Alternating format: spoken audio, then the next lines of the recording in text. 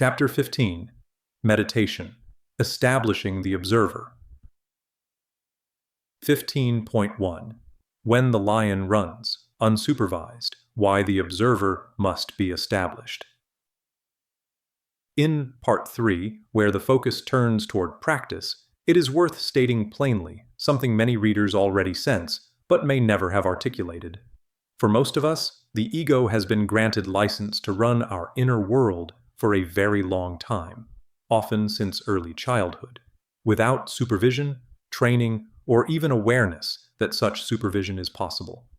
For some, this inner voice appears relatively benign. It may sound organized, pragmatic, even encouraging. It helps manage schedules, set goals, and maintain momentum. It may criticize occasionally, but not cruelly. These individuals often assume that this is simply how the mind works, and see little reason to question it. For others, however, the tone is very different. The inner voice may be harsh, anxious, judgmental, or relentlessly comparative. It may replay old failures, anticipate rejection, or cast suspicion and criticism outward toward others. Rather than serving as a tool, it becomes a source of suffering. In these cases, the ego does not merely comment on experience, it distorts it, coloring perception with fear, shame, or hostility. The crucial point is this: whether the ego's voice feels supportive or harmful, in both cases it is typically operating without conscious oversight. It speaks, reacts, and decides by habit. It inherits old patterns, emotional reflexes, and survival strategies that once served a purpose, but may no longer be aligned with who we are becoming. This is why meditation is recommended to every reader, regardless of temperament or prior spiritual interest. Meditation is not presented here as a belief system, a moral discipline, or an attempt to suppress thought. It is introduced for one primary reason. It creates the first real space between awareness and the ego. That space, often called the observer or witness, is essential if one is to regain authorship over thoughts, reactions, and ultimately actions. Without this witnessing capacity, the ego remains fused with identity. Thoughts are not seen, they are believed. Emotions are not experienced, they are obeyed. Reactions feel inevitable rather than chosen. Meditation interrupts this fusion not by force, but by attention. Many writers have reached for analogies to make this point tangible. One common comparison is the neglected child. Just as we would not expect a child to behave skillfully if it were ignored entirely, we cannot expect the ego to act wisely if it has never been observed, guided, or trained. Left unattended, it does what it knows, often repeating the same strategies over and over, regardless of whether they still serve us. Another useful analogy is that of an untrained horse or a powerful engine without a steering wheel. The issue is not that the horse is malicious or the engine defective. The issue is power without direction. The ego contains tremendous energy, desire, fear, ambition, creativity, but without conscious guidance, that energy can easily run us rather than serve us. Meditation is the beginning of that guidance. Not control in the sense of domination or suppression, but relationship. Through regular practice, one learns to notice thoughts without immediately following them, to feel emotions without being consumed by them, and to respond rather than react.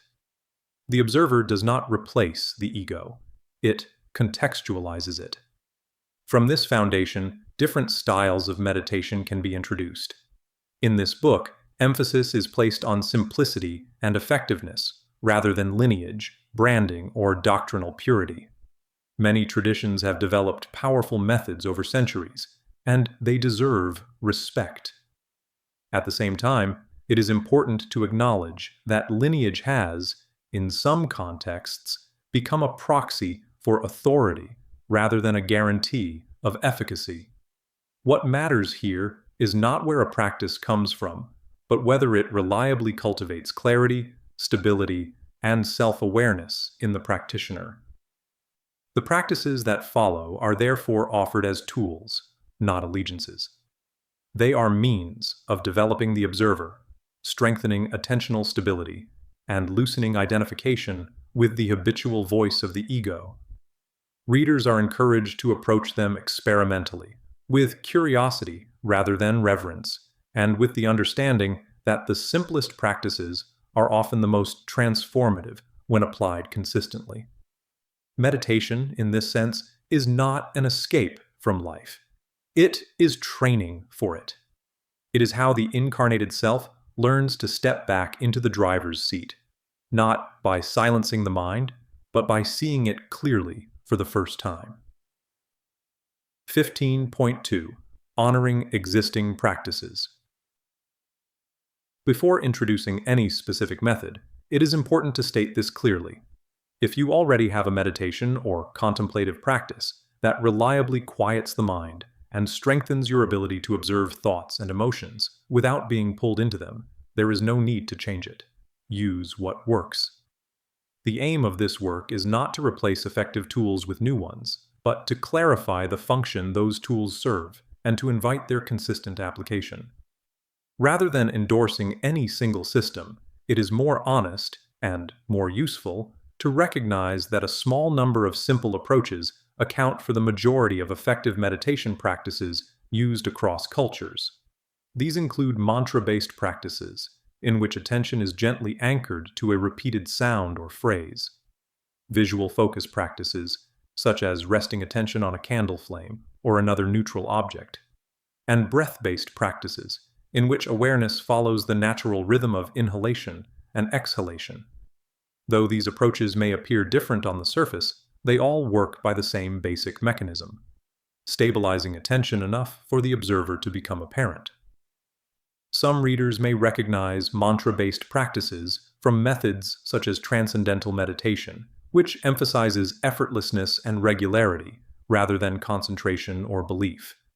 Others may be more comfortable with breath awareness or simple visual focus. Any of these can be effective if they consistently quiet mental noise and allow thoughts to be observed rather than obeyed. All three can, of course, be used by the same person to help break up any monotony or plateau they may feel has occurred in their practice. For this reason, the practices offered in this book intentionally avoid lineage, hierarchy, or doctrinal framing. Many traditions have accumulated cultural meaning, social identity, and status over time, which can obscure the original purpose of the practice itself. While community and tradition have their place, they are not prerequisites for effectiveness. What matters here is not affiliation, posture, or philosophy, but the direct, lived result: a clearer mind, a steadier observer, and greater freedom from automatic reaction. The instructions that follow are therefore meant to be compatible rather than competitive. They are offered so that every reader, regardless of background, has access to a simple and reliable way of cultivating the observer on which the rest of this work depends. 15.3. The core practice: establishing the observer. The meditation practice offered here is deliberately simple. It is not meant to impress, initiate, or transport you into an altered identity.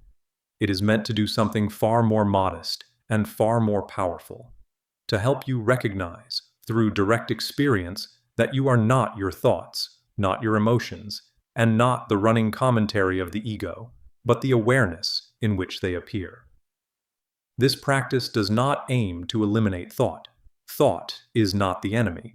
The problem has never been that the mind thinks, but that we have learned, often unconsciously, to identify with every thought as though it were a command, a verdict, or a fact. Meditation begins the process of loosening that identification. To begin, choose a time and place where you are unlikely to be interrupted. Sit in a way that is comfortable but alert. There is no requirement to sit cross-legged, on a cushion, or in any posture associated with spiritual training. A chair is fine. Comfort matters, but so does wakefulness. Lying down is not recommended at first, not because it is wrong, but because it often leads to sleep rather than observation. Close your eyes, or lower your gaze, and allow your attention to rest. Do not search for anything special. Simply notice that you are here. You are aware. This awareness is already present before you do anything at all. At first, your attention will almost certainly be drawn into thought. You may begin planning, remembering, judging the practice, or wondering whether you are doing it right. This is not a failure. It is the expected starting point. The mind has been in motion for decades without supervision. It will not fall silent on command, nor does it need to. When you notice that you are thinking, do not try to stop the thought. Instead, notice the fact that you noticed. There is a subtle but important shift that occurs in that moment. A thought was present, and something in you became aware of it. That something, the one who notices, is the observer. At first, this recognition may feel fleeting. You may notice a thought, only to be immediately pulled into the next one. Again, this is normal. The practice is not to maintain uninterrupted awareness, but to return to it, gently and repeatedly, each time you realize you have been carried away. You may find it helpful to let your attention rest lightly on something simple and neutral, such as the natural rhythm of your breathing, not as a point of intense focus, but as a home base. The breath is always present, requires no effort, and reflects the state of the nervous system without commentary. When attention drifts, the breath provides a way back without struggle. Thoughts will continue to arise. Some will be mundane. Others may be emotionally charged. You may encounter self-criticism, regret, worry, or rehearsal of imagined conversations. When this happens, the instruction remains the same. Notice. See the thought as an event occurring in awareness, not as an instruction that must be followed. If emotions arise, allow them to be felt without narration. Sensations in the body, tightness, warmth, restlessness, heaviness, may accompany them. Let these sensations be present as well. You are not required to analyze, suppress, or resolve anything. You are learning to remain present with experience without being overtaken by it. From time to time, there may be brief gaps between thoughts, moments of relative quiet.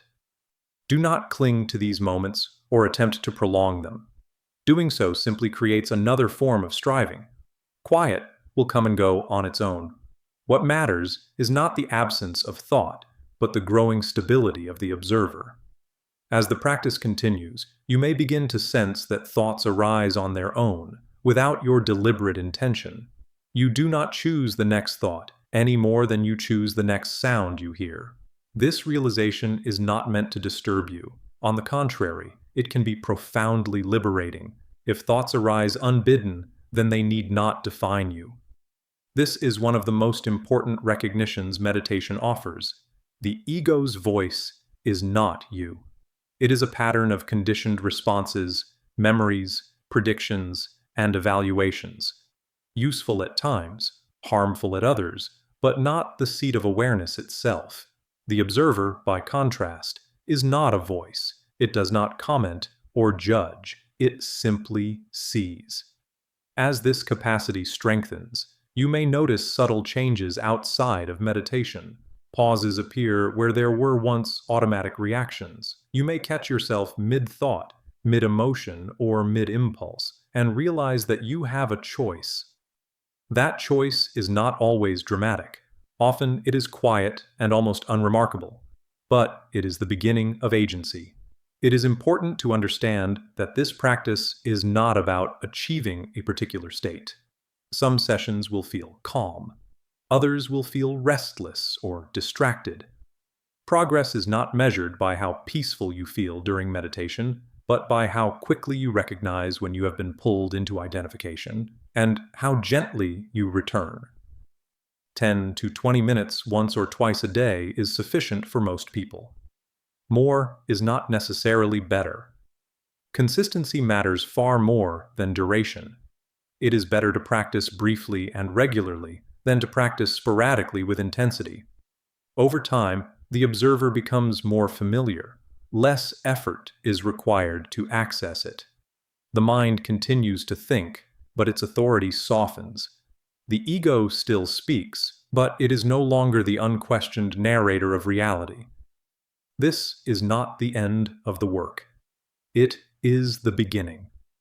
Meditation does not solve life's problems for you, nor does it remove pain or uncertainty. What it does is restore the capacity to meet experience consciously rather than reflexively. From this foundation, the practices that follow build naturally. Discernment becomes possible. Alignment becomes meaningful. Action becomes intentional rather than habitual. Without the observer, these later steps remain concepts. With it, they become lived experience. Meditation, practiced in this way, is not withdrawal from life. It is preparation for participation, clearer, steadier, and less governed by fear. 15.4. A simple visual focus practice. Some readers may find that attention settles more easily when it is given a gentle external point of focus. Visual practices have been used for centuries not because they are mystical, but because the visual system is naturally compelling. When used simply, without symbolism or interpretation, visual focus can quiet mental chatter quickly and reliably. For this practice, a single lit candle is sufficient. Place it at eye level a few feet in front of you in a dimly lit room.